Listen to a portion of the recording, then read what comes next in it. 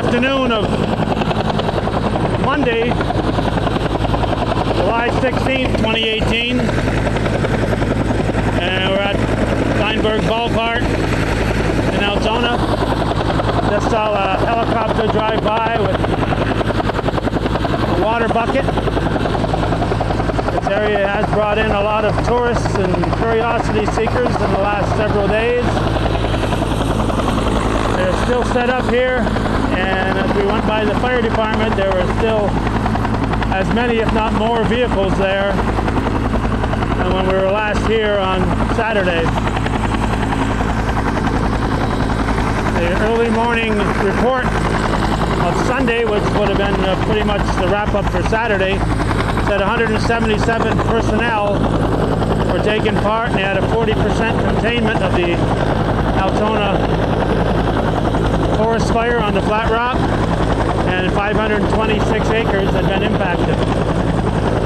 On Sunday evening, which is yesterday, they reported 212 personnel and 65% containment, and still the 526 acres.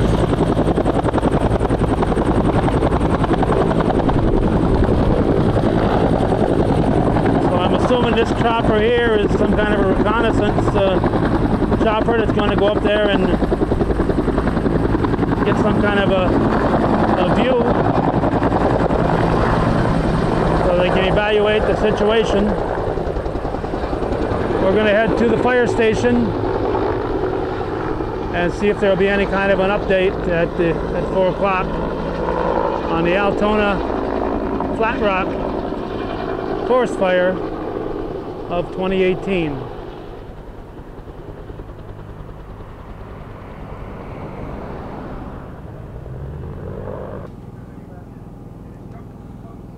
As we said, we're hoping for a update shortly. This is a very recent map generated at 3:31:14 p.m. It's 3:54, 3:53 right now.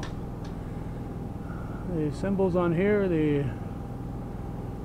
shaded area is a fire area.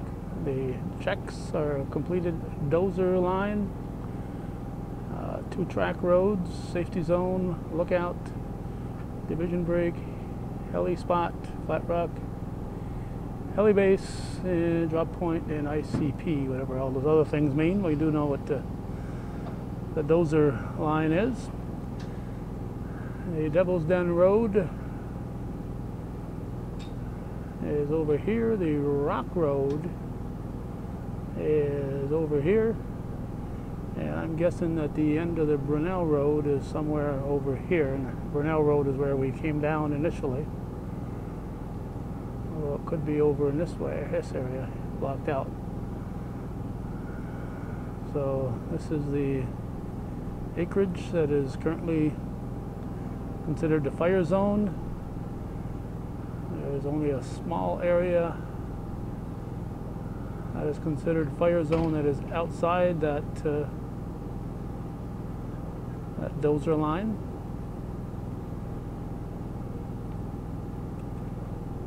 And I assume this is a north-south configuration.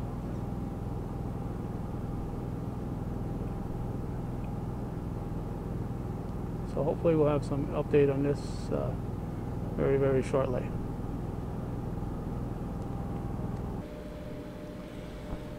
Okay, we first of all want to correct this map is wrong. Had me confused that where it says Rock Road is really the Brunel Road. So that's where we started our coverage back on Thursday, and we're now going to listen to this press briefing. Hi, David Russell, Incident Commander. I'm speaking on behalf of the Joint Incident Commanders for the Flat Rock Fire. Would like to let everybody know that today we have 65% of the Flat Rock Fire contained. It has grown to 526 acres, and to this date we have approximately 190 firefighters on the fire today. That includes firefighters from Franklin County, Clinton County, Essex County, and multiple state and even our federal partners with the Air National Guard on scene today. We have firefighters working on both sides of this fire. They're working to mop up. So we have our control lines in place. Those are where the bulldozers have gone through and taken away all the flammable material all the way down to the bedrock in this area. They've removed all the flammable vegetation, and now crews are starting to mop up, put out anything that is smoking within 100 feet of those control lines. And today we also have in our western edge, we have all of that area that has not had a line on it, now has containment lines on it. They're improving those containment lines, meaning the bulldozers have gone through, completed a control line around the entire fire, and now our hand crews are going in, making sure all the vegetation is removed and burning out any vegetation that remains in between where the fire edge is and where our control lines are. Okay, now you were telling me before off camera that this little area up in the corner here by the end of the Brunel Road is actually, you did some, what do you call it, back burning there? Yep. So going back to Friday, this is the second day of the fire. When we had a wind shift, the fire was burning north and to the west towards the structures at the top of the fire, as it's indicated on this map, on the Brunel Road. So on Friday, at that time, we moved from active fire suppression, trying to build dozer lines, to simply going and protecting these structures by putting in a bulldozer line around the structures. And then we used a technique called burnout. We actually lit the fire from the control lines that we made so that the fire was smaller, more controlled. While the fire was burning towards us at 40, 60 foot flame lengths, we set our fire so that the fire was smaller, contained, and that more intense fire met it so that it was not up against our control lines. Now you said it's 65%. That's pretty much where it stood yesterday, but I assume you're, even though the percentage hasn't changed, you are continuing to make progress. Yep. So what we can consider our percentage contained is not only that we have a line around it, but that line has been secured by putting out anything that is smoldering, anything that is smoking 100 feet within the fire edge. So that's where we come up with our percent contained. I know in getting back there on Thursday, there were areas that were burned out, and there were still little pockets of soldering smoke, so that's the type of thing that you would make sure is extinguished. Any danger of, this is a flat rock area, there might be vegetation that's in the crevices and so on in the rock. Any danger of any of that spreading underground, sort of? No danger of spreading underground. When I talk about our bulldozers creating a fire break, they're taking away everything all the way down to that bare rock. And if we are not certain, our hand crews are following that up, working with shovels, tools, rakes to scrape any flammable material, any soil, any black dirt, anything like that away from it, so it's straight down to bare rock. I saw the noon news. It showed some rain coming in tomorrow, but once again it looked like most of it's going to be to the south of us, but there will be a little rain here.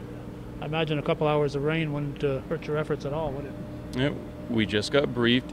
We're expecting the rain to begin early in the AM hours and continue through the day. We're having any estimates between 1/4 to 3/4 of an inch here specifically at our fire site, and those numbers could increase if we get heavier rains in the thunderstorms. Okay, after you're in a situation where you would consider it contained, do you still stick around for a couple of days to make sure? I know, looking at the news reports from 61 years ago, 1957, there was a couple of times when they thought it was out, and it didn't work out that way. Of course, firefighting, like everything else, has come a long way since then, but will you stick around for another 24 hours or so just to keep surveying the situation and monitoring it? Absolutely, even longer than that. The progression that we go through is contained, mop up, patrol. And we've already had discussions, but we will be patrolling this fire to ensure that it does not go beyond our control lines well after we call this fire 100% contained, which we are not there yet. Okay, and so it's still at Was it 526 acres? Still at 526 acres. Okay. Anything else that we should know about? Sure. Our partners with the Air National Guard, along with New York State Police helicopters, continue to aid the firefighting efforts by dropping Bambi buckets, buckets of water from the bottom of the helicopters. To this date, they've dropped over 150,000 gallons of water. That will increase as they are working today as well. I'd also like to mention our community support.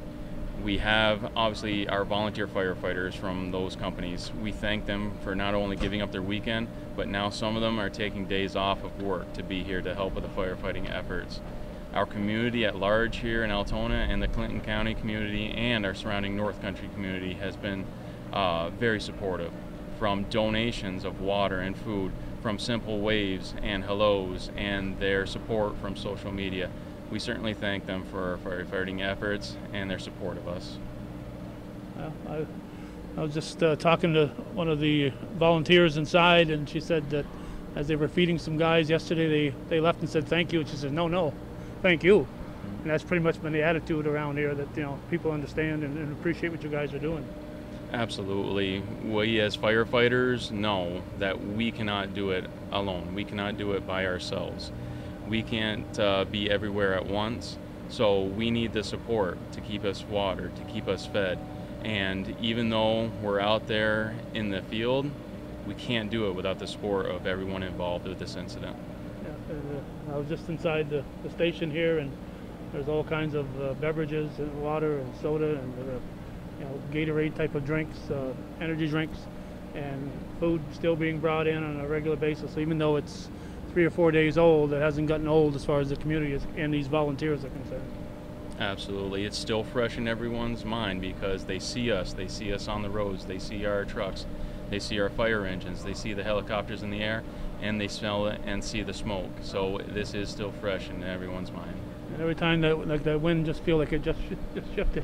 Every time that wind shifts, you guys must be regrouping every time, I imagine. You need to be a firefighter because every time that wind shifts, I feel it too, and I look over my shoulder to see if there's any smoke in the air or what's going on. But yes, we're very mindful of all the conditions, fuels, weather, topography that can affect fire behavior. All right, thank you very much. Okay, thank you. Sit here because the camera starts and people start running away. This guy looks. What are they, afraid of you? I don't. Yeah, well, a lot of people are. Yeah, for different reasons. Yeah. But you're not one of them. What's your name? No, Kelly Donahue. Yeah, what are yours? What's your title here, Kelly Donahue? My normal title is Assistant Director of Emergency Services for Clinton County. My title today is Clinton County Agency Representative for the operation for Flat Rock incident. All right, so you're still working for the Clinton County, though. Oh, absolutely. Yeah. So normally when individuals respond to an incident, your normal day-to-day title is not always how or what you will be doing for an incident. You could be in command, you could be in as someone going to get the food or the water, doing the logistics stuff. So your everyday normal title is not always what you may operate during an incident. Okay, so you've got your computer here. I'll take a quick look at it, very quick though, so I don't want people to know what's on that computer. But so what type of stuff are you doing here, and could it have been done in Plattsburgh? Well, we've been obviously on hand makes it a lot more personal, and you're able to get a feel. Absolutely. The Office of Emergency Services is always involved when there's a large-scale incident or response. And so Eric, being the director, may be pulled in to do something, and I may be pulled in to do something. We have our other deputies that have been assisting the incident throughout since Thursday, the activation of the incident. And so we basically, my role today is ultimately trying to get resources from our county, as well as request Essex and Franklin County and the Canadian counties, fire departments that we have in our mutual aid system in Vermont. Altona can't do it alone. One fire department, when they have a large-scale incident like this, can't do it alone. So Chief Spinner, under the guidance and coordination of the efforts of the state, are doing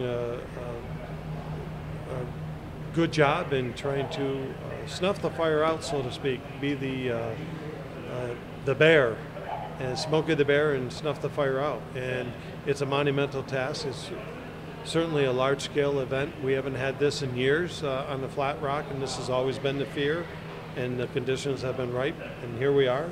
So we need a lot of resources to be able to assist the operation.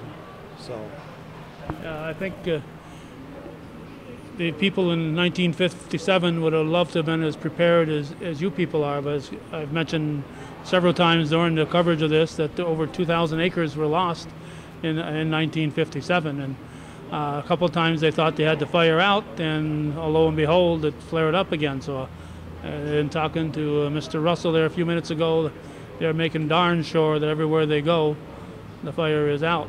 So this type of thing that you would do at any large event, fire, or a lost person in the woods like we had a year and a half ago? Or? Sure, yep. I may be asked to facilitate in getting resources that may be necessary. And in our agency, as a county representative, we are at the whims of the incident commander and do whatever's asked. So, and obviously being here on site is more important and easier to access you, and you can access this stuff immediately, so they haven't got to try to reach you in Plattsburgh or wherever you might be. So. Right. Yep. All right. Anything else, Kelly, that I should ask you? No, I don't think so. All right. Calvin, as always, thank you for helping the public be informed. I think you've always done a great job for our community, and so thank you. All right. Well, thank Remember, you, Kelly. support Calvin. Kelly does.